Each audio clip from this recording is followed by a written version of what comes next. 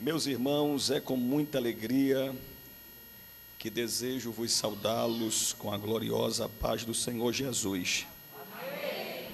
Estamos todos felizes pela oportunidade de nos reunirmos em torno do poderoso nome de Jesus Cristo, o nome que está acima de todos os nomes,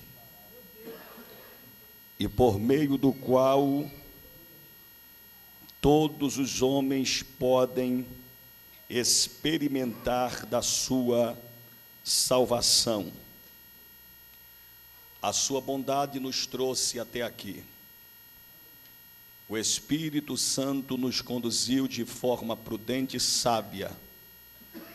E eu posso lhes garantir que nenhum de nós sairemos desta casa sem recebermos tudo quanto Deus já determinou para esta noite.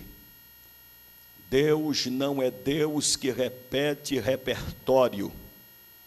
Deus, Ele é perito em realizar coisas novas.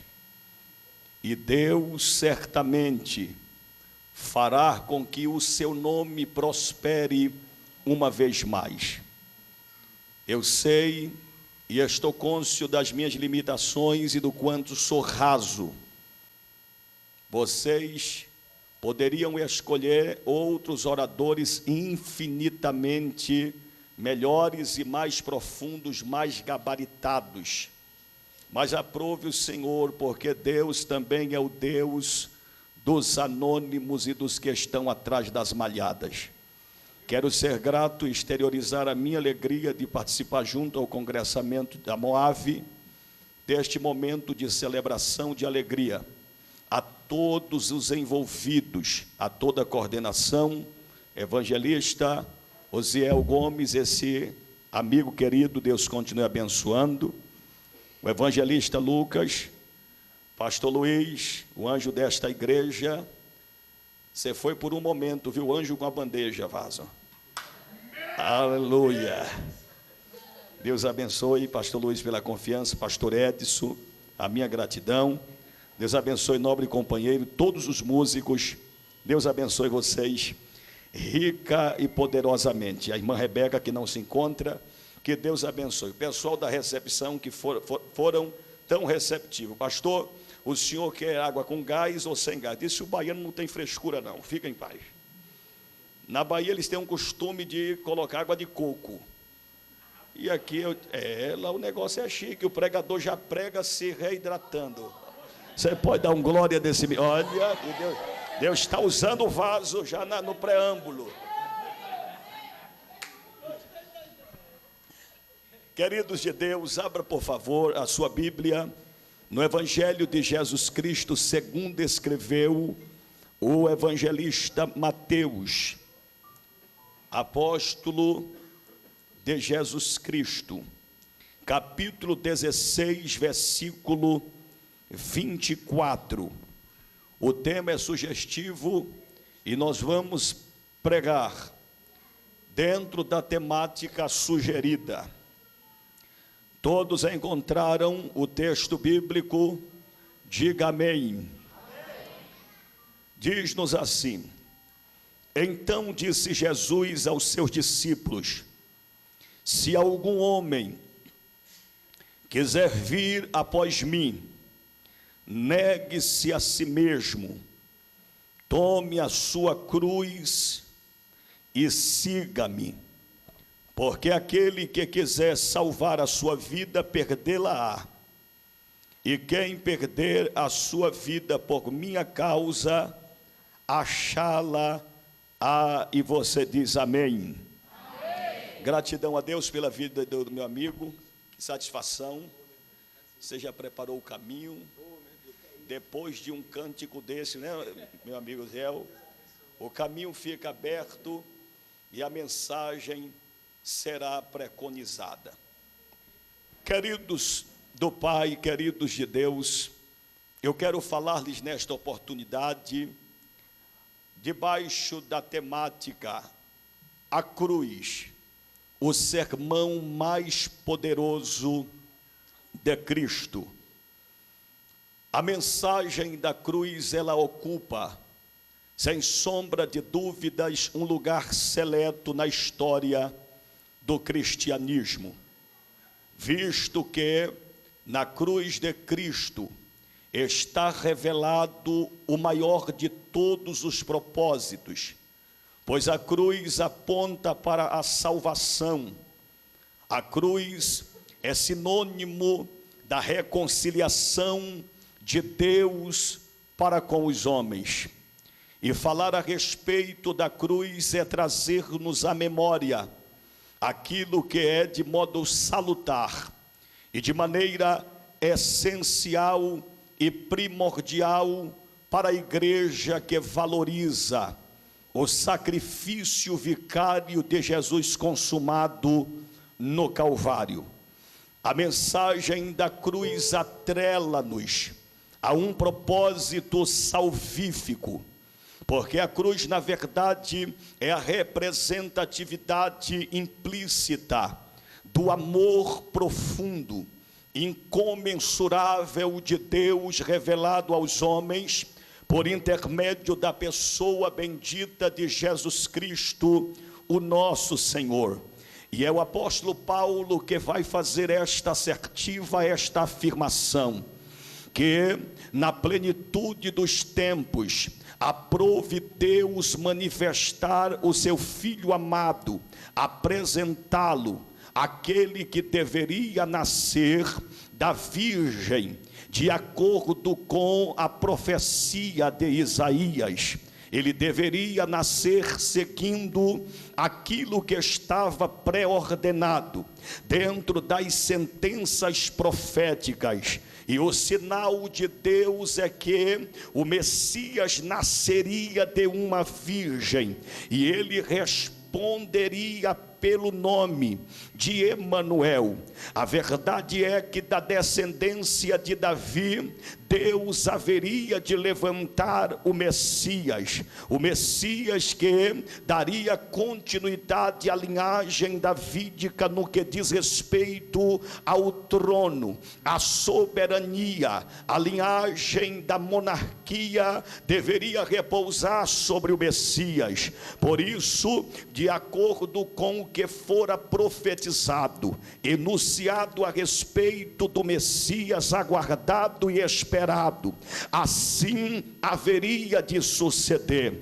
Jeremias faz uma declaração profética no capítulo 23, versículo 5, que sendo ele rei, reinaria com justiça. A Bíblia Sagrada diz-nos que então ele vai nascer sob este propósito divino, uma vez que o próprio Deus, quando assumiu a configuração de profeta, no que nós chamamos de proto-evangelho, Gênesis capítulo 3, versículo 15, o próprio Deus assume a patente de profeta para fazer esta declaração futurística concernente à pessoa do Messias. Vai nascer da semente da mulher um varão que vai trazer reconciliação, quando humilhar, quando subjugar e colocar debaixo dos seus pés a serpente venenosa. E como Deus havia profetizado, assim deveria suceder. Como diz o sábio pregador, que a palavra que sai da boca do Todo-Poderoso é como prego bem fixado na parede, e não há quem possa removê-lo. A verdade é, meus irmãos, que consoante as profecias bíblicas, o Messias nasceu através da obra sobrenatural do Espírito Santo. Santo. E o que causa estranheza, meus nobres companheiros, é que o nascimento do Messias quebrou todos os paradigmas medicinais. Até hoje, com todo o avanço da medicina, não se pode explicar o meio pelo qual Jesus Cristo nasceu sem se utilizar dos métodos comuns. Jesus nasce, e o nascimento de Jesus, a Bíblia declara, foi obra do Espírito Santo. O Espírito Santo inoculou a semente no ventre da camponesa Maria. A Bíblia diz que a virtude do Altíssimo, a sombra do Todo-Poderoso,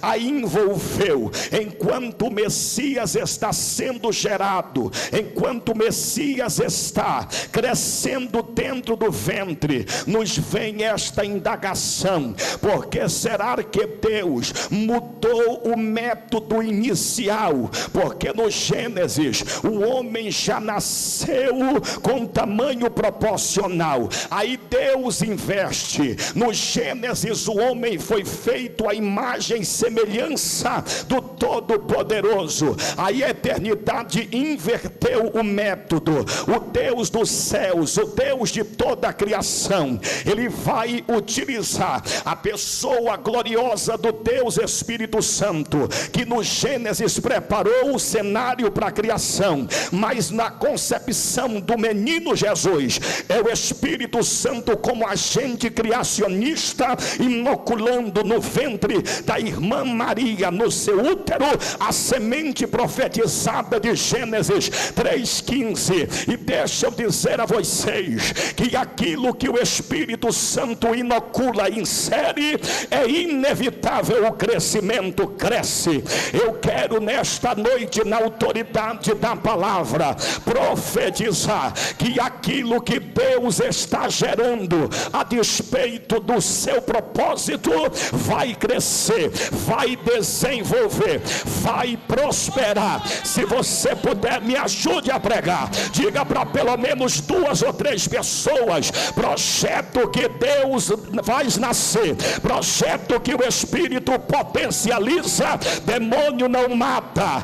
Deus está dizendo nesta noite que o que ele gerou é obra do Espírito Santo, e queira o inferno, não vai crescer, queira o sistema ou não, vai crescer. Só quem entende que é projeto de Deus nesta noite, uma mão levantada é pouca. Levante 2 mãos aos céus, solta esse grito de glória entalado na sua garganta. Jesus é obra do Espírito Santo, e quando Deus quer que nasça, não tem quem tenha poder de parar o crescimento e o desenvolvimento. A verdade é que o menino vai nascer, completando-se os dias para Maria conceber. O rei vai nascer numa manjedoura. O rei poderia ter escolhido o melhor palácio, mas para que houvesse uma identificação, o Messias, no seu caráter, na sua natureza, exalava simplicidade e humildade. A Bíblia Sagrada diz que não achou lugar para ele nas estrebarias, nas hotelarias da época.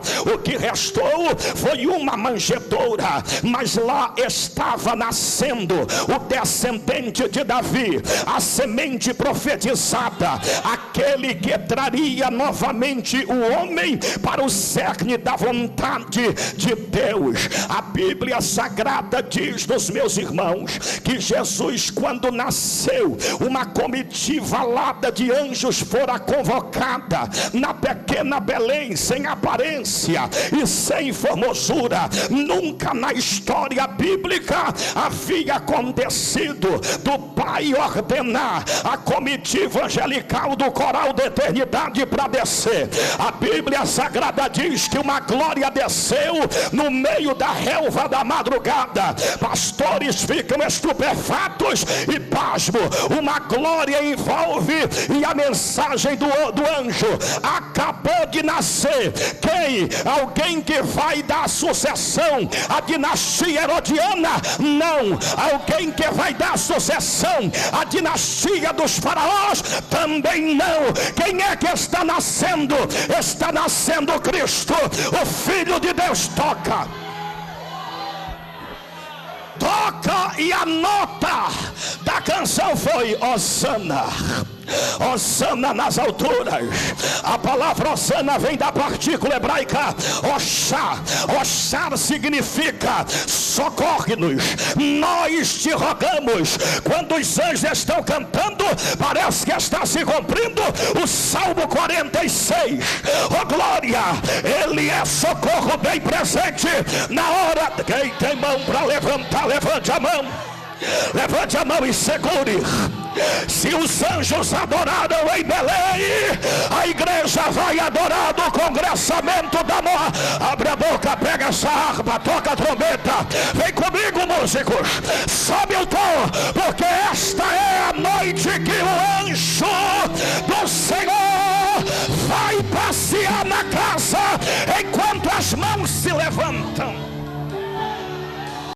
Enquanto a adoração ela flui no ambiente, o Senhor, Ele é adorado, assim como foi nos dias em que o menino Jesus nascera. Cumpriu-se o que Isaías disse: porque o menino nos nasceu, o filho se nos deu, e sobre ele estará todo o governo davídico, todo o principado, potestade, todos os governos e tronos repousarão sobre ele. Jesus então começa a dar início à sua caminhada terrena. A Bíblia não nos dá detalhes, a Bíblia não nos fornece narrativas a respeito do período inicial do crescimento de Jesus, mas uma coisa fica clara: ele já nasceu sendo rei, o que é uma normalidade. É estranho, porque primeiro alguém tem que se tornar príncipe dentro daquilo que nós chamamos de dinastia principesca. Primeiro é príncipe para depois se tornar rei. Mas quando vem os três magos ou os três reis, como queiram, eles se apresentam diante do menino e perguntam: onde está aquele que é nascido rei dos judeus? Herodes está no trono, mas quem é rei é quem está na manjedoura. Herodes está no palácio, mas quem é rei é quem está na manjedoura. Quem veio adorar o rei? Quem veio? Quem veio adorar o rei dos reis? Oh, aleluia! Ele foi adorado pelos anjos. Os três magos o adoraram, e a igreja não pode perder a oportunidade de adorá-lo. A verdade é, meus irmãos, que Jesus cresceu na graça e no conhecimento. O Dr. Lucas diz-nos que com 30 anos ele então vai dar início ao ministério. Mas é interessante notarmos este ponto, e eu preciso pontuar a vocês que Jesus não iniciou o ministério até que os céus se abriram. É muita gente querendo dar início ao ministério sem os céus antes se abrirem. A Bíblia diz que com 30 anos ele está à margem do Jordão, e isto aqui não é uma mera coincidência. Porque, pastor, ele escolheu o Jordão porque na verdade ele já enxergava em cada um de nós a figura e o retrato de um Naamã leproso. poderoso. Só que o Naamã, ele teve que descer do Jordão para ser purificado. Agora é o Cristo descendo do Jordão e dizendo: eu vou me despojar, porque eu vou trazer restauração e cura para os Naamãs das próximas gerações. Ali é revelado o Cristo que, ao ser imerso nas águas do Jordão, os céus se abriram, o Espírito desceu e o Pai bradou, porque aonde tem presença de Jesus, o Espírito desce, o Pai se manifesta. E como no Gênesis parece que a Trindade está conferenciando mais uma vez, o Filho agora não é como o primeiro Adão, que foi feito à imagem e semelhança de Deus. O que é agora, pastor? É o contrário, é Deus se tornando homem. É Deus se corporificando. E a Bíblia diz que o Verbo se fez carne. É por isso que as 13 vezes que aparece a palavra no Gênesis, e disse Deus, é a palavra sendo verbalizada, é o verbo sendo pregado no Gênesis. E agora a palavra, ela é encarnada. E João declara: o verbo se fez carne e habitou. A palavra habitar não te lembra de um dos salmos mais cantados? Aquele que habita é o Cristo tabernaculando entre os homens. É Deus dizendo nas páginas veterotestamentárias: vocês só enxergavam o Cristo através das sombras, das figuras. E agora ele está materializado, e ele carrega o DNA da eternidade, porque sendo em forma de Deus, sendo em forma do divino, ele se esvaziou de toda a sua glória. Era mais ou menos assim: é o Cristo tendo todos os direitos legais de exercer a divindade, mas ainda assim ele decidiu se anular, e pelo poder do Espírito Santo, ele vai dar início ao seu poderoso ministério. E nós precisamos notar isto, porque Jesus é gerado pelo Espírito. O Espírito desce sobre a cabeça do Messias para se cumprir a profecia dos Salmos. É como óleo precioso que desce sobre a cabeça. Oh glória, por você eu prego, meu filho. E quem é o cabeça da igreja? Quem é o cabeça da igreja? Aonde o óleo desceu primeiro? Sobre o cabeça. O Espírito desceu em forma corpórea. O mesmo Espírito que desce com propósito de revesti-lo é o mesmo Espírito que vai impulsioná-lo. É o mesmo Espírito que vai conduzi-lo ao deserto. É aonde vai se travar uma das primeiras guerras de Jesus Cristo contra Satanás.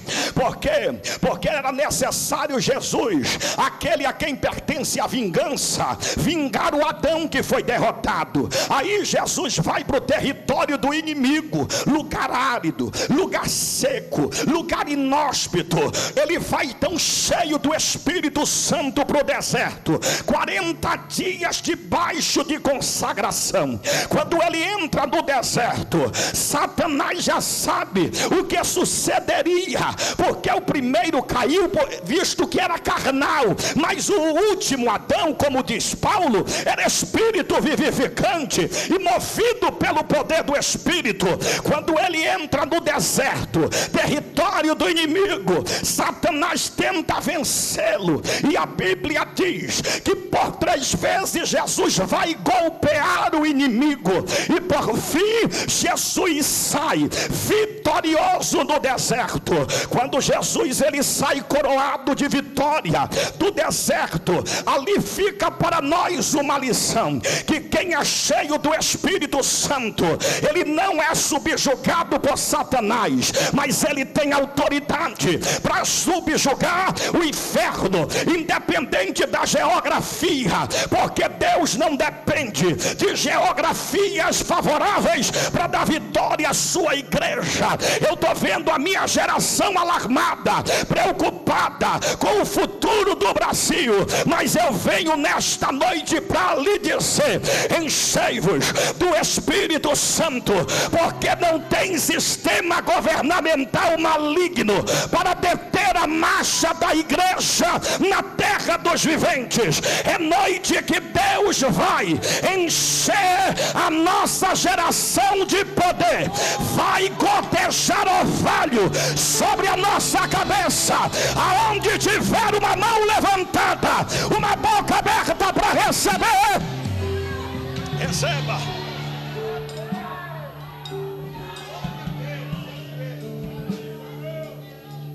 O deserto não para quem é cheio. O deserto não tem poder de paralisar quem está na plenitude, no pleroma do Espírito. Jesus venceu o deserto, Jesus venceu a Satanás. E quando Jesus ele saiu do deserto vitorioso, então Jesus começou a pregar e a dizer: arrependei-vos, porque é chegado o reino dos céus. A tônica de Jesus era arrependimento. Essa geraçãozinha está muito mal acostumada com esses falsos profetas, chamado coaches, chamado massageadores de ego. Essa gente que se intitula orientadores pedagógicos, eles não pregam mais arrependimento. O evangelho de Jesus consistia em arrependimento. Hoje é um tal de hipergraça, a teologia invertida. Parece que Deus virou servo do homem. Eu vim aqui para dizer que o evangelho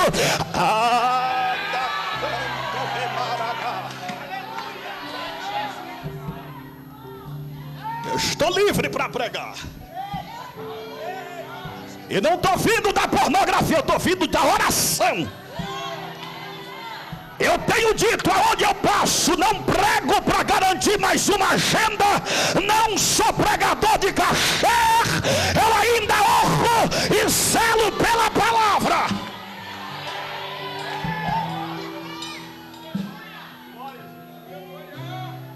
Estão tentando distorcer o evangelho, pastor Moraes. É homens querendo assumir o papel de semideuses. É o empoderamento da hipergraça que revela apenas o aspecto, a faceta de um Deus que ama. E querem ofuscar a verdade do evangelho, que é confrontadora, porque queremos apenas paliativos. Mas Deus tem um evangelho de confrontamento e de enfrentamento. Este evangelho distorcido, aonde a geração faz o que quer, e quando é repreendida, não aceita a repreensão, porque se tornaram produtos da influência de uma sociedade caída, degradante e deplorável. Mas a mensagem ainda é a mesma. Parece que para alguns se tornara uma mensagem inapropriada para o contexto da pós-modernidade, mas arrependimento ainda é a mensagem a ser pregada. Os profetas pregaram arrependimento, e Jesus vai seguir a mesma tônica do Batista, que preparou o caminho.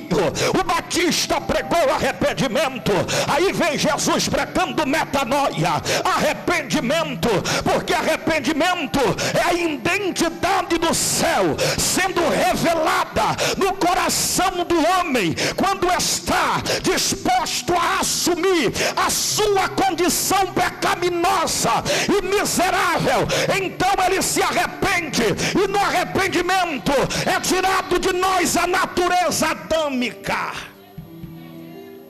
é arrancada de nós a natureza caída, o DNA do pecado. Então nós experimentamos arrependimento, é a mudança radical do nosso caráter. E esta geração não quer mudança. Parece que essa geração, em sua maioria, só quer entretenimento. Mas a mensagem de hoje para nossa geração: arrependimento, arrependei-vos, porque é chegado o reino. Só vai haver manifestação do reino quando a igreja brasileira mudar a sua conduta. Quem se arrependeu não está mais a fazer o que noutro tempo até era comum. Arrependimento é mudança de identidade, é perdendo a configuração da terra e sendo configurado pelo céu, é sendo processado pelo Espírito. E alguém já disse com muita sabedoria que na conversão nós somos adotados no lar, mas na santificação nós temos a santidade, aquilo que está proposto para aquele que se arrependeu com verdade. O arrependimento é a marca da igreja que frutifica para a glória do nome de Deus Pai. Ora, João pregou em um dos seus tópicos dizendo: produzam frutos dignos de arrependimento. Você quer conhecer a marca que identifica a igreja que vai subir no arrebatamento? É uma igreja que frutifica. O problema é que não dá para exigir fruto de quem ainda não nasceu de novo, porque arrependimento é processo de novo nascimento.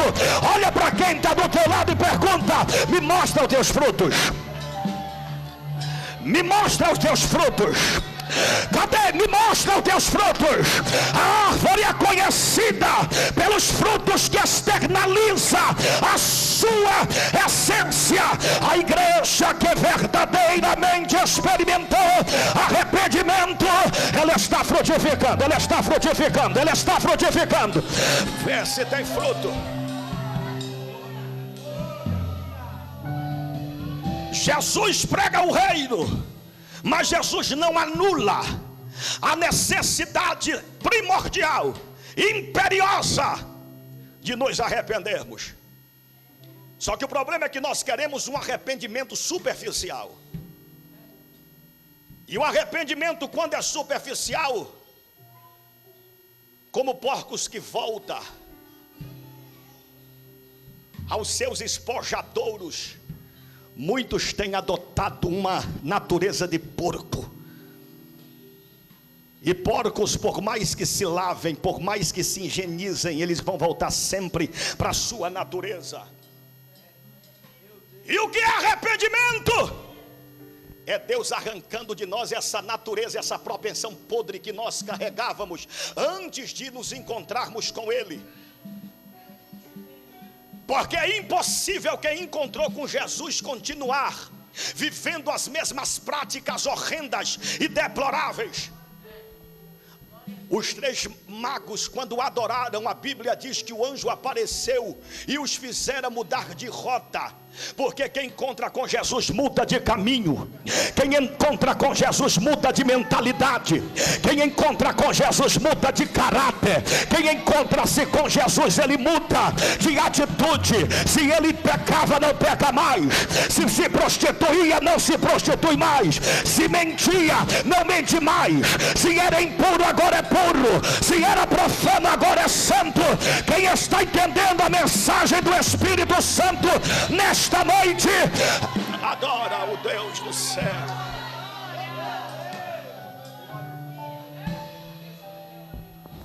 Reino não está desassociado de arrependimento.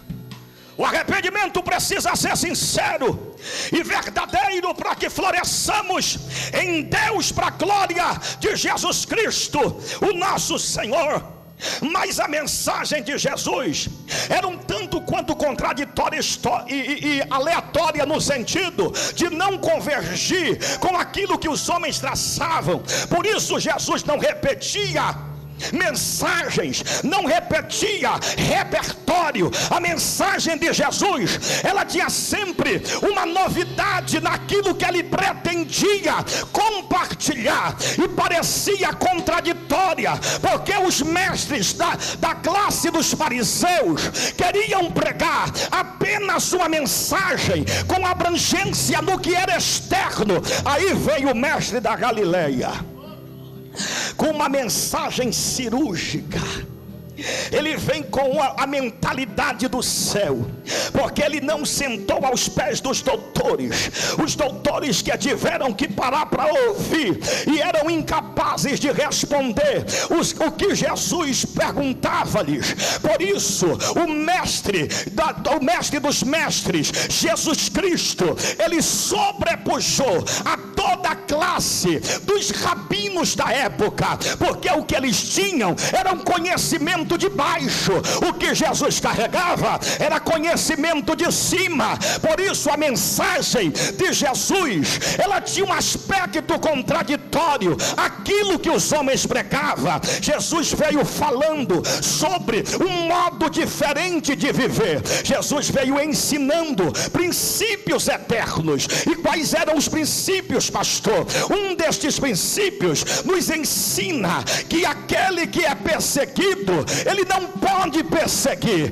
ele tem que aprender a orar pelo perseguidor. Jesus veio pregando uma mensagem que desconstruía todo o sentimento de repulsa àqueles que vinham nos ferir. Jesus disse: se te ferirem uma face, entrega-lhe a outra também, porque a mensagem do reino não tem como proposta ensinar homens a digladiar-se com homens. Jesus, com muita mansidão e autoridade, veio aplicando estes ensinamentos, dizendo que no reino o forte é fraco, mas o fraco é forte.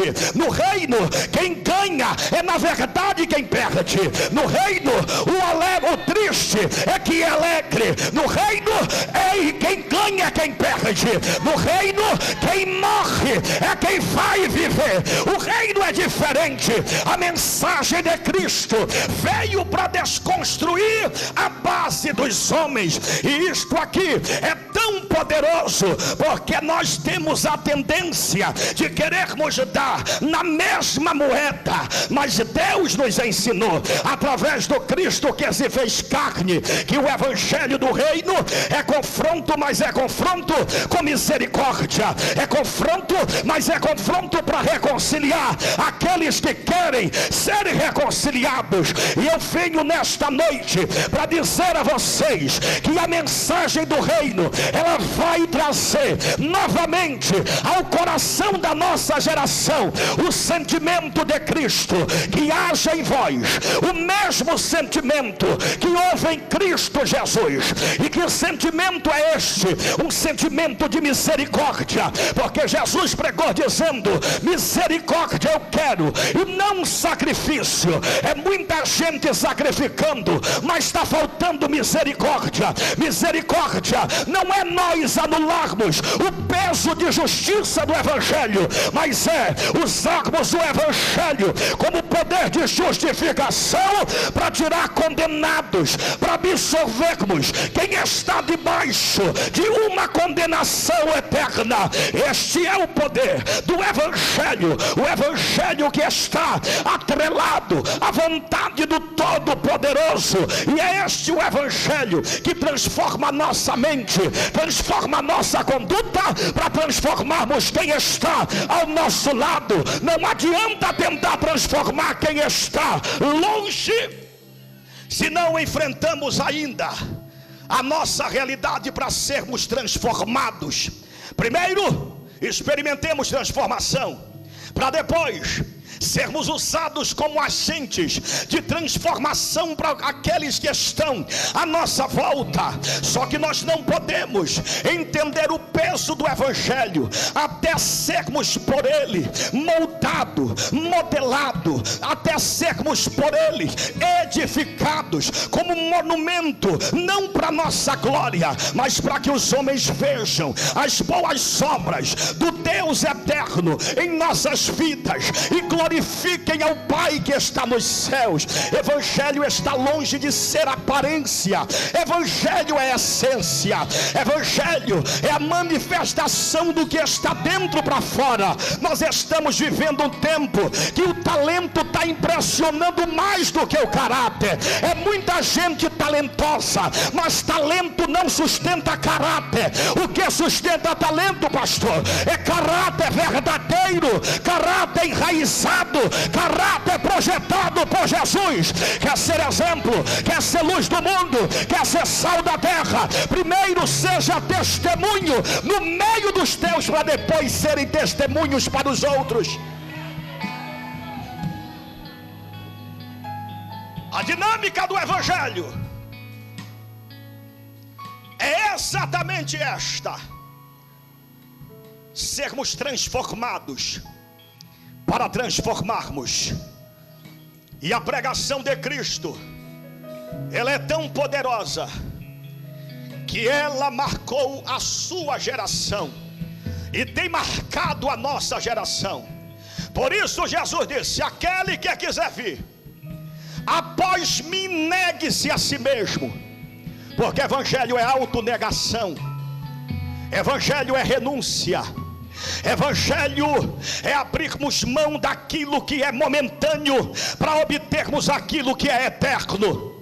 Evangelho é ter a identificação com Cristo do Calvário, é ter sobre os nossos ombros uma cruz, é sentirmos o peso, aleluia, do cristianismo, ainda que tenhamos que enfrentar a oposição dos homens. Mas o convite nesta noite dos céus é para quem quer ser um carregador de cruz. Jesus está dizendo para nós que só é possível seguir e palmilharmos o mesmo caminho quando nós estamos decididos a nos identificarmos com Ele, a nos identificarmos com o Calvário, a nos identificarmos com o plano de salvação e que foi consumado com dor. Porque a mensagem mais poderosa de Cristo não foi quando Ele pregava as suas parábolas com tanta maestria, não foi quando Ele pregava e ensinava os seus sermões. A mensagem mais poderosa é quando Cristo está no alto do Calvário. Então os discípulos, eles precisam olhar e entender que para a multidão o convite é: vocês podem vir cansados e sobrecarregados, porque salvação é para todos, mas cruz é só para quem quer ser discípulo. Discípulo é identificado pelas marcas do Calvário. Por isso Paulo diz: ninguém me inquiete. Por que, Paulo? Porque eu trago no meu corpo as marcas de Cristo. E que marcas são estas? As marcas da renúncia, as marcas do sofrimento. Mas aqueles que são identificados com a cruz não estão como meros espectadores, estão envolvidos. Porque, pastor, os que fazem da cruz a sua vida e a sua glória, o seu triunfo, já não amam nem tampouco estimam as coisas deste mundo. Evangelho é cruz, é renúncia, é dor, é autoesvaziamento, é humilhação, é ter que enfrentar os acusadores. Mas ter a cruz é também ter a garantia de que haverá uma coroação de glória. Antes da honra tem cruz, antes do reconhecimento tem dor. Antes de Deus Ele nos conferir aquilo que é nosso por direito, o caminho é caminho de dor. E aqueles que já tomaram a sua cruz, a ordem é: quer ser o meu discípulo? Então segue-me. O caminho vai ser de dor, porque o evangelho, ele tem espinhos, mas também tem bálsamo, tem humilhação, mas também tem exaltação, tem morte, mas também tem vida, tem via dolorosa, mas também vai ter ressurreição. A mensagem da cruz não nos isenta da dor, mas Paulo escreveu: tenho por certo isto, que as dores deste tempo presente não vão se comparar com a glória que há de ser revelada em nós. Há uma glória de Deus que será revelada em nós. Quem é carregador de cruz tem marcas de humildade. Quem tem marcas de cruz, ele não se vangloria, não se ensoberbece. Quem tem marca de cruz não busca os seus próprios aplausos. Quem tem marcas de cruz não se exalta, porque já foi humilhado pela cruz. Quem tem marcas de cruz, ele tem marcas de preço, tem marcas de santidade. Na igreja contemporânea tudo parece estar na moda, menos a mensagem da cruz. A mensagem da prosperidade é até boa, mas não converte. A mensagem da autoajuda é até boa, mas não convence. A mensagem, aleluia, de massa cheia é até boa, mas não transforma. E a mensagem da cruz pega homens pecadores e transforma em salvos, pega homens perdidos e levanta como eleitos para a salvação e para a coroação eterna. Aonde está a geração da cruz? Eu sei que essa mensagem não dá ibope. Fica de pé a geração da cruz. A geração que tem marcas, que a preocupação é chegarmos aos céus, e a única forma é nos escondermos à sombra do Calvário. Antes de Deus nos exaltar primeiro, Ele vai nos crucificar com Ele. Por isso Paulo diz: eu já estou crucificado. Eu estou crucificado, porque evangelho é crucificação, evangelho é propósito. A cruz nunca foi um acidente de percurso, a cruz foi propósito divino. O cordeiro foi morto antes da fundação do mundo. Antes do Calvário, o cordeiro já havia sido imolado na eternidade. Por quê, pastor? Porque Deus entendeu que o homem só seria resgatado pelo poder do sangue precioso de Jesus vertido na cruz do Calvário. Nós queremos glória, mas não queremos a cruz. Queremos honra, mas não queremos a cruz. Queremos oba-oba, mas não queremos a cruz. Por quê, pastor? Porque a cruz, ela quebra o nosso orgulho para imprimir as faces de Cristo em nós. Levante as suas mãos. Levante as suas mãos. O poder que emana do Calvário está fluindo nesta casa. Alabarachanda Kalamahaya. Nós fomos gerados pela cruz, e Satanás não vai apagar o peso desta mensagem. Sim, eu amo a mensagem da cruz. Nós vamos declarar que a mensagem da cruz está mais viva do que nunca. Satanás não vai tirar dos nossos altares o cerne do cristianismo, que é a cruz de Cristo, que aponta para o amor mais profundo de Deus Pai. A cruz é o lugar aonde nós somos reconciliados com Deus. A cruz é o lugar aonde nós somos redirecionados de volta para casa, porque sem cruz não haveria caminho inaugurado, sem cruz não haveria reconciliação e perdão dos pecados.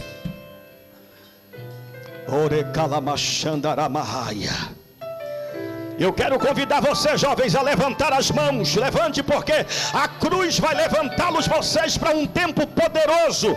Vocês serão instrumentos de influência dentro da faculdade, da escola, A igreja vai voltar a dizer: sim, eu amo a mensagem da cruz. Até morrer eu a vou proclamar.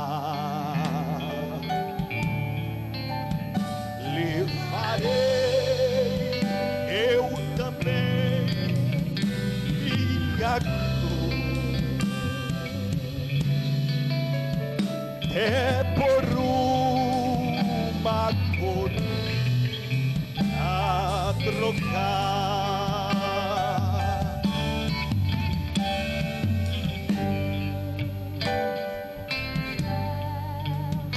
O cordeiro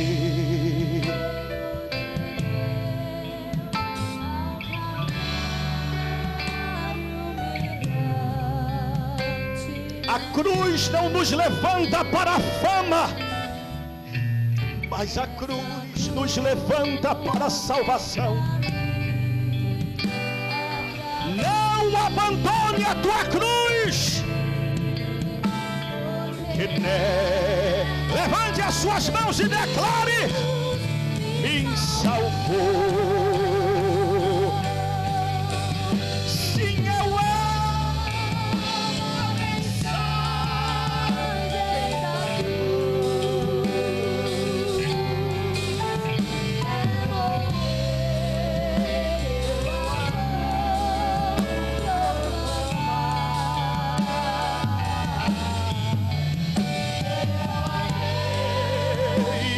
da também minha cruz, é por uma coroa. Levante as tuas vozes como coral e declara: se eu... Jesus padeceu, já morreu.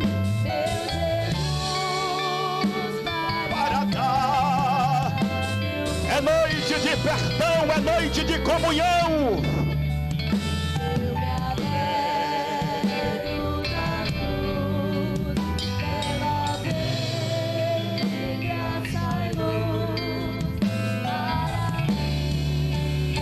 A Santinha, para fazer tremer as estruturas do inferno.